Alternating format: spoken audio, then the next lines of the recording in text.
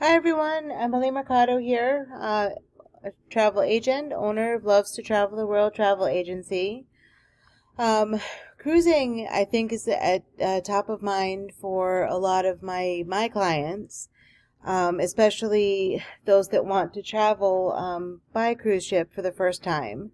So a lot of the questions that I get asked by first time cruisers in particular, are what are some of the things that I should avoid when taking a cruise. So this video will kind of go over the top 10 mistakes, in my opinion, the top 10 mistakes to avoid while taking a cruise. Number 10, not buying travel insurance. Travel insurance, yes, you do pay extra for it. Yes, it is an extra cost. But at the end of the day, so worth it, especially in the time of COVID and post-COVID travel especially. Definitely my number one recommendation is to buy travel insurance, not just for cruises, but for any kind of travel that you might be taking now or in the future. Many people do feel that travel insurance, is just a money grab. It is an extra cost, but at the end of the day, definitely worth it. From my own personal experience, travel insurance is definitely not a money grabber. I personally, if I'm cruising, for example, I don't drink. So I would rather put the money that I would be spending on, say, an adult beverage package and put it towards buying a good travel insurance policy. It does cost extra on top of your vacation. However, should something go wrong, all you would need to do would be submit a claim with all of the proper documentation that the insurance company recommends, and you will get a refund. A full refund of your vacation. Obviously not of the travel insurance cost, but you will be able to recoup all of the costs of your vacation.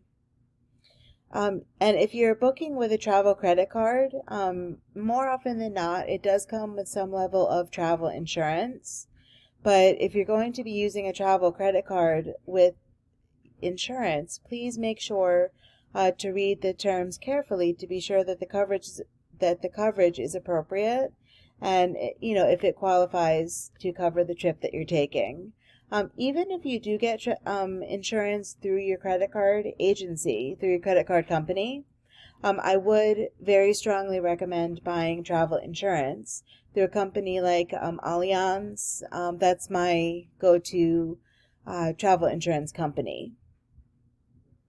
Number 9, flying on the same day of the cruise. Before we get into what's on the slide, my recommendation would be to fly in the day before and spring for a hotel so that you are at the very least in the general vicinity of your cruise terminal. I happen to live in New Jersey, so I am close to a couple of cruise ports in my area. For example, Brooklyn, New York City, Piers, and also Bayonne in New Jersey. So I have the advantage of, say, just being able to drive there the day of, and get to my cruise. But if you're going, say, if you're going out of, if your cruise is leaving from, say, Cape Canaveral or Fort Lauderdale in Florida, and you live in New Jersey, my suggestion would be to fly down the day before. If you do decide to fly on the same day of your cruise, it could very quickly turn into an extremely costly mistake. For example, you might run into flight delays or cancellations because of the weather, especially in New England in December, January, February, and even March or April. So you could run into flight delays or cancellations that could prevent you from getting to your cruise on time. Even if you do land on time, with enough time to get to your cruise, you could get stuck in a pretty heavy amount of traffic, especially if you're leaving from Boston.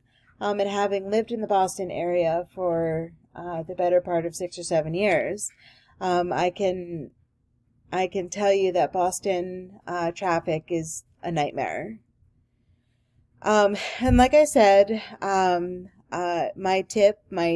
recommendation would be to book your flight the day before to avoid any delays or cancellations on the day of your departure, on the day of your cruise departure.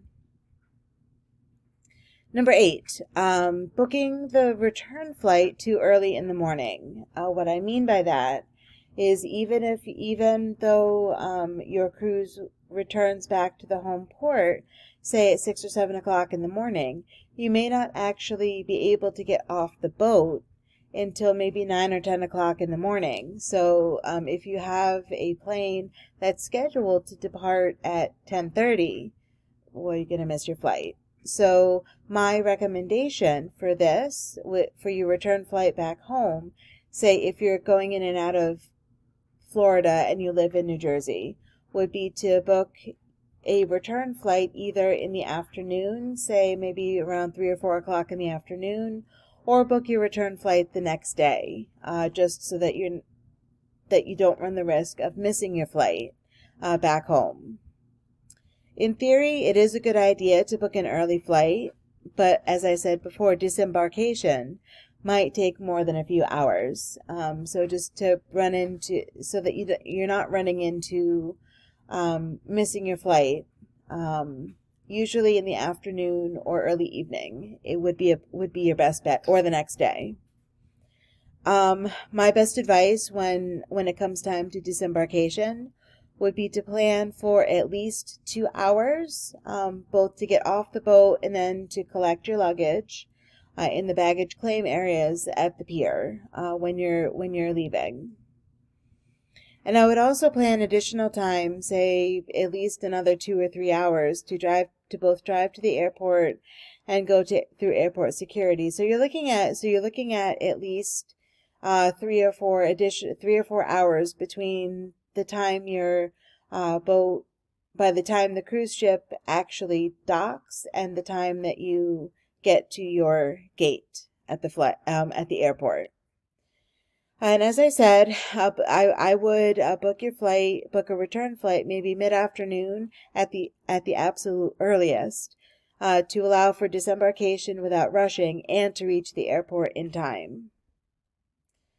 Number 7, not packing all you need for the cruise. I am a shameless overpacker, so I I tend to pack way more than I need for any kind of vacation, whether it be a week up in Bar Harbor, Maine, or a week out in Jackson Hole, Wyoming.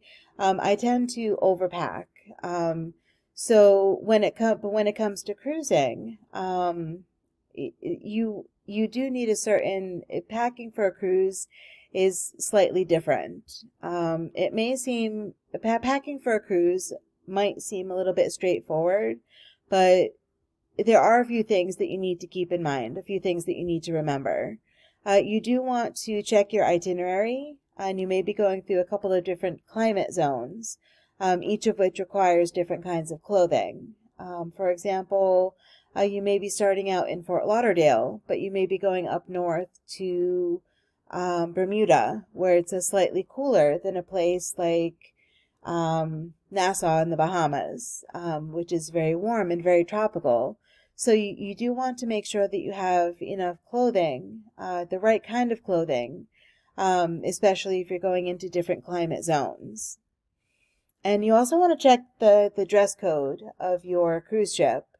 If you're taking a more luxury cruise, you may be asked to wear a certain kind of clothing, but if it's a more casual cruise line, say like Norwegian or Royal Caribbean, you may be able to get away with some more casual clothing.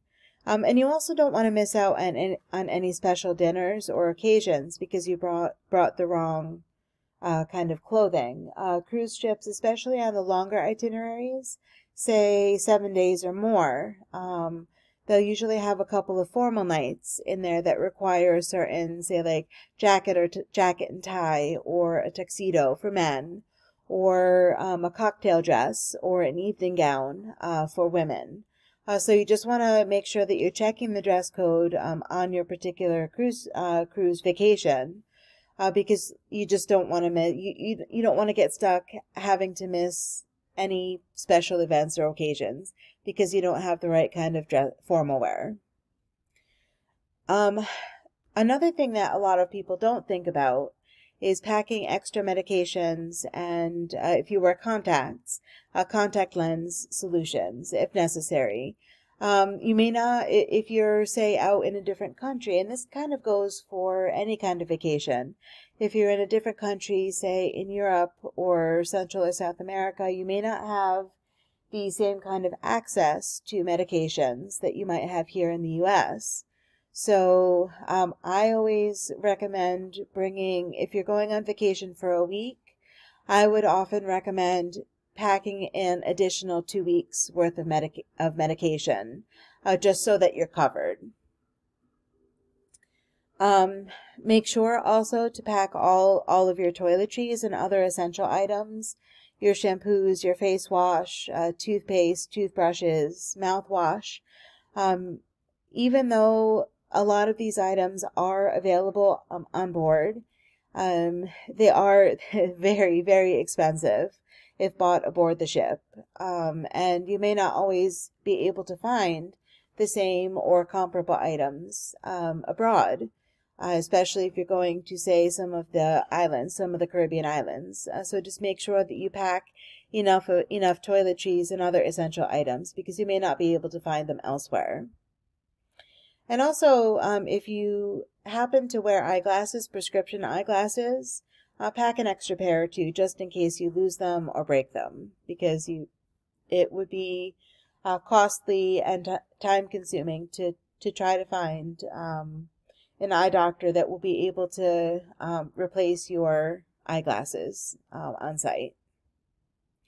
And of course, bring all of your chargers, your phone charger, camera charger, computer charger, replacing them no matter where you go, if it's on board or on land. Buying a lot of these chargers will be very expensive. Number 6, not packing your essentials in your carry-on. That would include things like medications, contact lens solutions, even toiletries. I will often pack a change of clothes, and I will often put, say, more valuable items in my carry-on, especially travel documents, passport, boarding passes, identification, etc. These items are necessary upon arrival to the check-in counter. Because if all of these travel documents are in your luggage and you sent your luggage to your room, you won't be able to your stateroom. You won't be able to check in without these essential pieces of paper or identification. You also want to make sure that you have all of your electronics and all relevant chargers, cell phone, computer, etc., just to make sure that you keep the charge in all of those items. It should go without saying that valuables such as cash, jewelry, credit cards should be kept with you at all times as well, just so that you're not getting to your stateroom and discovering that these items were stolen. Medications are also very important to carry in your carry-on, just on the off chance that your luggage gets delayed in transit from check-in to your stateroom. If you're diabetic or if you require medicine at a certain time every day, it would be very important to keep all of that with you on your person at all times. And of course, until you check into your stateroom, at which point you can leave your medications in your stateroom. Number 5, not using airplane mode when sailing. I made that mistake once and only once, and it was not a pleasant experience receiving a almost $500 cell phone bill when I wasn't expecting it. So put your phone in airplane mode when you're sailing. Forgetting to do this is way too common and can be very costly. Trust me, I know. It can save hundreds and up to thousands of dollars while you're sailing. At sea, and I was today years old when I found this out, that at sea, the cruise ship turns on their satellite cell phone network, which is very different than on land when you use the cell phone towers. If your phone connects to that satellite network and downloads things like email or social media alerts, you are going to end up incurring roaming charges, which, an email here, a social media alert there. If you're downloading, say, a couple of hundred of these alerts, it will end up costing a pretty penny. Number four mistake, not checking your cruise account frequently. What I mean by this is you have an account, an expense account attached to every stateroom that you book. And on your statement, much like a credit card statement every month, there's a listing of all of the expenses that are associated with that particular stateroom or with that particular account. My recommendation would be to review your account at least once daily, because that way it'll give you an idea of what's been charged and, things, so that things aren't a surprise when you get your bill on the final day. Oftentimes on the day of disembarkation is often the first time that passengers will see their full account. And at that point, you can't always remember which charges are real, which charges you've actually made, and which ones were made in error. And it's very easy to check your cruise account using either the cruise line app, or you can also check the front desk or on the TV in your cabin. My strong recommendation would be to check twice daily, once in the morning and once in the evening, just to avoid any last minute errors, and then that way you can go to the front desk or customer service on board and you can have the mistake fixed immediately. I personally check 3 times a day, morning, afternoon, and evening, just so that I can be on top of things and so that I can avoid costly surprises on disembarkation day. And kind of a bonus tip would be to check your credit card balance before you leave. Cruise lines will almost always take a pre-authorized amount on your card at the time of check-in, so that way you can leave a little buffer on your card to spend while you're away. So it's pretty important, just to make sure that your credit card just to make sure that your credit card won't be charged for any random or weird charges while you are away. Number 3, kind of, is a no-brainer, not returning to the ship on time. The cruise ships will often have posted times very clearly by all of the exits when you get off the ship and go into your port. It would be very prudent for you to check that 2 and 3 and even 4 times, just to make sure that you know exactly when your ship last call for boarding is going to happen.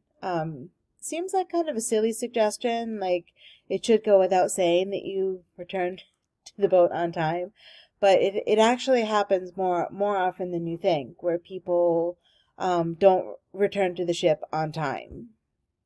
Always check the time that you have to be back to avoid the run of shame at the port, which yours truly may have done once and only once, and it is not a pleasant experience at all.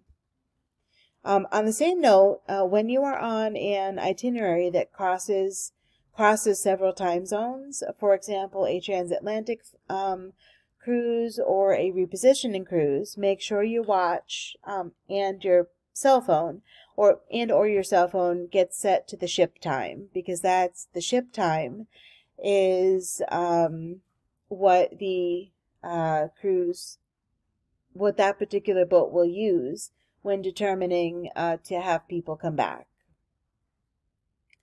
And, the cruise ship time and the destination time might not be the same. In this case, the cruise ship time, that's a tongue twister, will always win out. If you do rely on your cell phone for the time, it might not be the correct time. So that's why it's very important that you know when you need to be back. A tip that actually has been proven to be a lifesaver.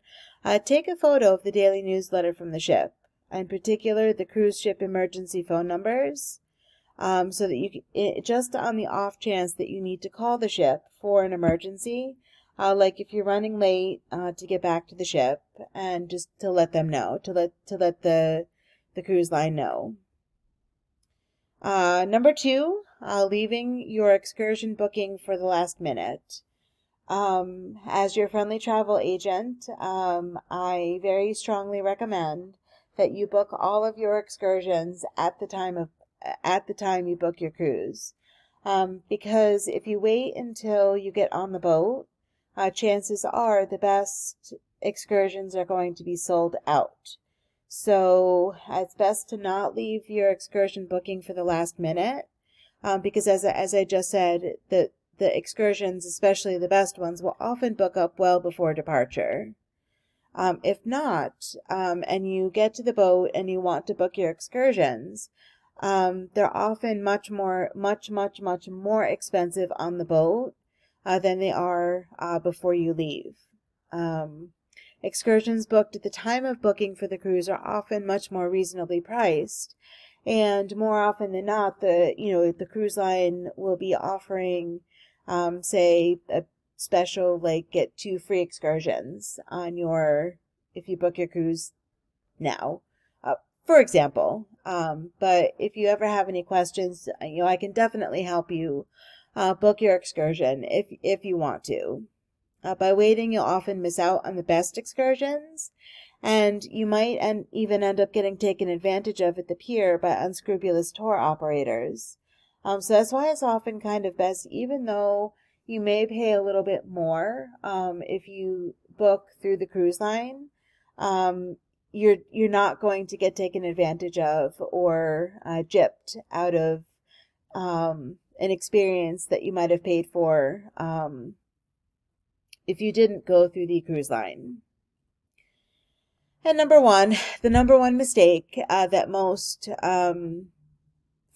especially first-time cruisers make, is not being aware of what is or isn't included in your cruise fare. It's really easy to assume that everything is included, when more often than not, I would say most things are included, but you are going to have some things that are extra. For example, childcare, there might be an extra charge for that. If you want, say, adult beverages or certain specialty drinks, those might be an extra charge. Your excursions are going to be an extra charge.